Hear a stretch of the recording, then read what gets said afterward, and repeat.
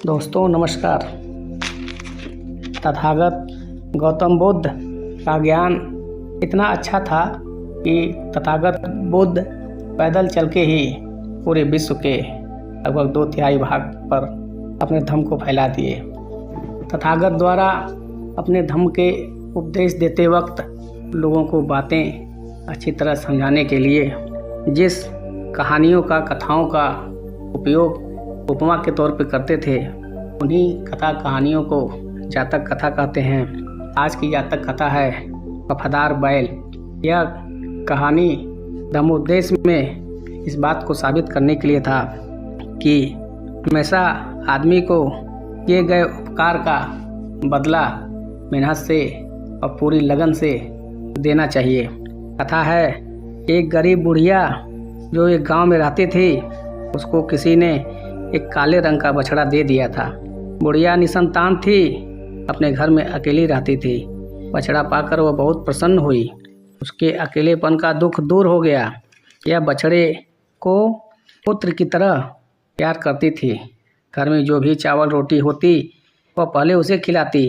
बुढ़िया ने उसका लालन पोषण अपने पुत्र की तरह किया।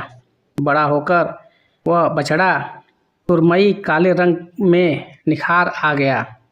अब वह गांव के अन्य पशुओं के साथ चरने जाने लगा। तभी पशुओं में वह काले सुरमई रंग के कारण सबसे अलग ही नजर आता था। उसका स्वभाव बड़ा सुशील था। गांव के बच्चे उसके साथ खूब खेलते थे। कभी उसकी सींग, कान और गले को पकड़कर लटक जाते थे, कभी उसकी पूंछ को पकड़कर खींचते, कभी कभी तो वे उसके पीठ पर चढ़कर बैठ भी जाते। वह भी बच्चों के साथ खूब हिल मिल गया था। गांव के सभी लोग उसे प्यार से कालक कह के पुचकारते थे।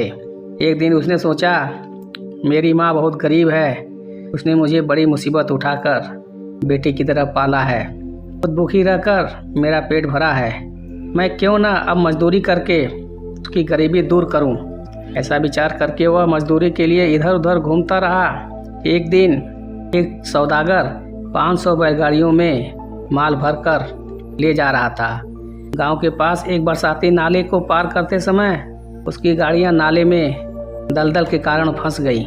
उसके बैल इन गाड़ियों को नहीं निकाल सके। अभी 500 बैल भी मिलकर इन गाड़ियों को दलदल से बाहर नहीं निकाल पा रहे थे। सौदागर निराश होकर इधर उधर सहायता के लिए देखने लगा।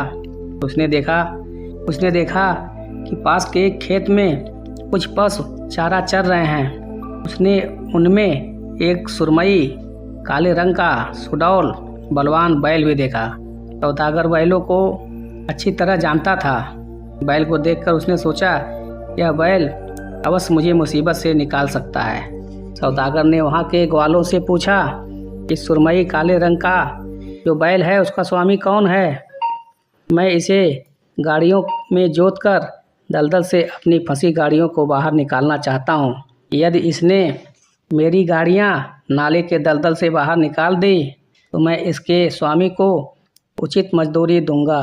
ग्वालों ने कहा, यहाँ इसका स्वामी मौजूद नहीं है, तुम चाहो तो इसे जोतकर अपनी गाड़ियाँ नाले के दलदल से निकाल सकते हो। सौदागर को यह सुझाव बहुत अच्छा लगा।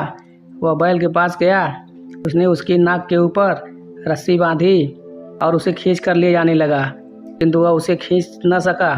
बैल ने अपने मन में सोचा, यदि यह उचित मजदूरी दे तो जाऊंगा। सौदागर बैल की मनसा को समझ गया और उसने कहा, वृषभराज, यदि तुम मेरी 500 गाड़ियों को नाले के दलदल से बाहर निकाल दोगे तो मैं तुम्हें प्रति गाड़ी 2 करसापण यानी 2 स्वर्ण मुद्रा के हिसाब से 1000 करसापण मजदूरी में दूंगा। यह सुनकर बैल अपने आप उसके साथ चल दिया। सबने मिलकर उसे गाड़ियाँ में जोता।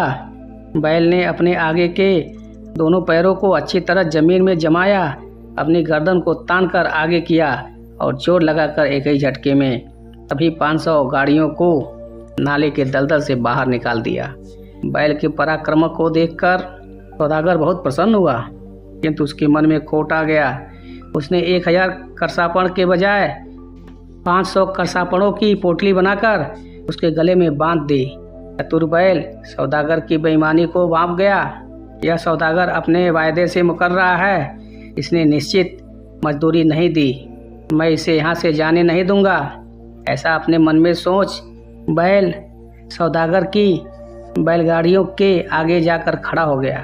सौदागर ने उसे मार्ग से हटाने के लिए लाख प्रयत्न किए, किंतु बैल को वहाँ से टस से मस नहीं कर सका। सौदागर ने सोचा, मालूम होता है बैल पराक्रमी ही नहीं, ज्ञान प्रवीण भी है। इसने मजदूरी की कमी को जान लिया है।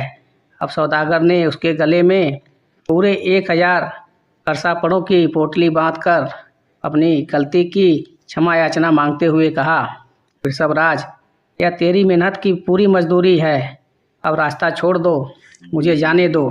बैल ने रास्ता छोड़ दिया और 1000 करसापड़ की पोटली गले में लटकाए हुए अपने घर की ओर चल दिया। गांव के लड़कों ने देखा कि कालक के गले में पोटली बंधी है। वे भी कौतूहलवश यह जानने के लिए कि इस पोटली में क्या है, उसके पीछे पीछे चलने लगे। बैल को लड़कों की यह हरकत अच्छी नहीं लगी। उसने रुककर उनकी ओर घूर कर देखा। लड़के कालक के इस प्रतिरोध को देखकर भाग खड़े हुए। बैल सीधा अपनी माता के पास गया और अपनी मेहनत की मजदूरी उसके सामने रख दी। बूढ़ी माता ने पोटली को देखकर पूछा, तात, यह करसापड़ों की पोटली तुम्हें कहाँ मिली? अब तक गांव के लोग वहां पहुंच गए। उन्होंने कालक के पराक्रम की बातें उसे बताई। बुढ़िया ने देखा कि कालक बहुत थका हुआ है, उसकी आंखें लाल हो रही हैं। उसने उसकी पीठ पर प्यार से हाथ फेरा और ममता भरे शब्दों में कहा, तात, क्या मैं तेरी मजदूरी से जीने के लिए भूखी हूँ? तूने अपनी जान को संकट में डालकर ऐसा कष्ट क्यों उठाया? ऐसा कहते कहते बुढ़िया माता का गला भर आया। ममता के आंसू उसकी आंखों से झलक पड़े। उसने कालक को अपने हाथों में गर्म जल से नहलाया, उसके शरीर पर तेल की मालिश की और अनुकूल भोजन खिलाकर ठंडा पानी पिलाया। बाद में वो दोनों सुखपूर्वक जीवन व्यतीत करने लगे। तो दोस्तों, हमें हमेशा अपने ऊपर किए गए उपकार का बदला पूरी मेहनत के साथ चुकता करना चाहिए। यह कहानी समाप्त हुआ। धन्यवाद।